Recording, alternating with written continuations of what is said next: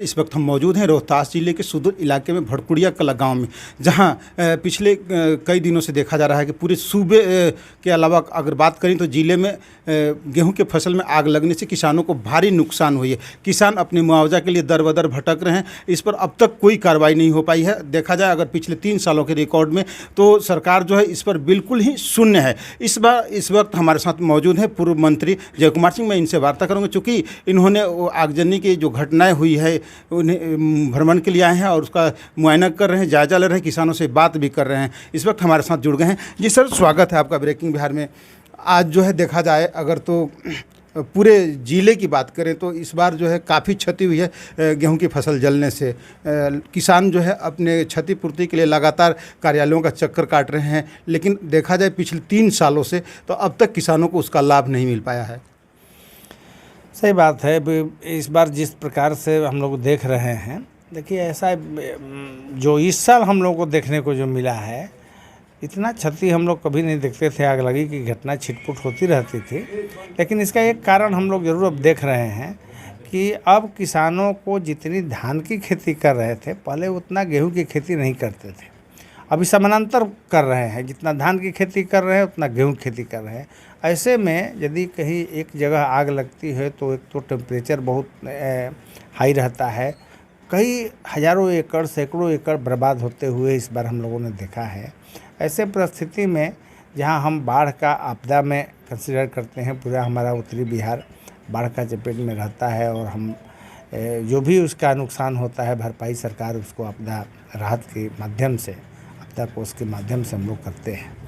अब ये ज़रूर परिस्थिति आ गई है और समय का अब ये डिमांड हो गया है कि जिस प्रकार बाढ़ में के समय में आपदा राहत कोष से लोगों को लाभ पहुंचाते हैं, उस तरह से आग लगी को भी उसमें शामिल करने की आवश्यकता आ गई है और ये समय का मांग हो गई है। हम इस बात को बड़ी उचित फोरम से मैं रखने का प्रयास करूंगा और सरकार इस पर निश्चित रूप पर ध्यान देगी, क्योंकि बिहार का ये जो परिक्षेत्र है, हमारा जो शाहाबाद का इलाका है, ये धान और गेहूं का दोनों का बहुत ही अधिक उत्पादन करने वाला क्षेत्र बना है। ये बिहार का सबसे किसानों का समृद्ध किसान कहिए तो ये इलाका रहा है। ऐसे में किसानों का मनोबल न गिरे, उनको उत्साहित करने के लिए इस प्रकार की योजनाएं की चलाने की आवश्यकता हो गई है। मैं इस बात को निश्चित रूप से मैं सरकार के सामने रखेंगे और अपना राहत कोष जो है उसमें शामिल कराने का प्रयास करूँगा।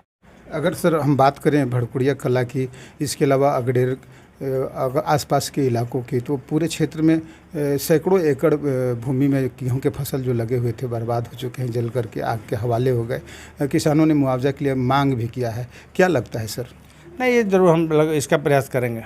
अभी हम पूछ भी रहे थे किसान से कि एक अपनी असेसमेंट सीओ की माध्यम से जाना चाहिए। किसान को भी थोड़ी जागरूक रहना है हमारा कितना क्षति हुई। एक असेसमेंट हो, लगभग कितना एक्सपेक्टेशन होनी चाहिए कि हमारी कितनी क्षति है, तो सेपरेटली हर किसान का एक असेसमेंट करा के सीओ दे डीएम को और डीएम सरकार से अनुरोध करेगा, उसमें हम लोग अनुरोध करेंगे और जो क्षति हुई है इसको हम लोग जल्द, देखिए इसमें तो मिलेगा। जो हम बात कहना चाह रहे हैं कि आपदा राहत कोष में जो क्षति होती है उसके अनुसार तो ये राहत नहीं मिल पाएगा, लेकिन कुछ किसानों को मिले, हमारी ये ज़रूर हम लोगों की मंशा है।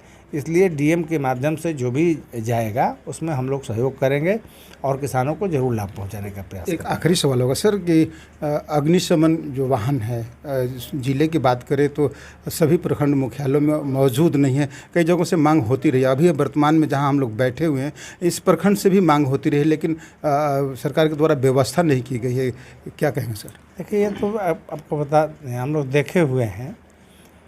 हम लोग की सरकार के पहले जिला में 2 हुआ करता था, इससे अधिक कहीं नहीं किसी जिला में। पूरे बिहार के प्रत्येक जिले में अग्निशामक यंत्र रखने का एक व्यवस्था होती थी, 1 2 3 जो भी होता था, जिला से नीचे नहीं गया।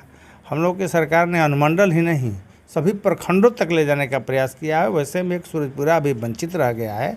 निश्चित रूप से ये सूरजपुरा प्रखंड में एक अग्निशामक यंत्र आएगा। इसमें बहुत बड़ी चीज़ नहीं है, इसको ध्यान आकृष्ट करने की ज़रूरत थी और मैं करूँगा, डीएम से बात करेंगे। मैं डीएम से आज इस विषय पर बात भी करना चाह रहे थे, लेकिन डीएम ने एक ज़रूरी काम से वो लोग का 2 दिन का पटना में है सभी आईएएस लोग का। तो शुक्रवार को आ रहे हैं, हमसे बात करेंगे और अग्निशामक यंत्र सूर्यपुरा प्रखंड में निश्चित रूप से आएगा। जी हाँ, अभी हम बात कर रहे थे पूर्व मंत्री जय कुमार सिंह से, जिन्होंने सरकार से किसानों को राहत दिलाने की बात कही है और कहा है कि इसे आपदा के अंतर्गत लेकर किसानों को उचित मुआवजा दिया जाए। तो खबरों का सिलसिला जारी रहेगा। आप बने रहिए ब्रेकिंग बिहार में। तब तक के लिए आप हमें दीजिए इजाज़त। नमस्कार।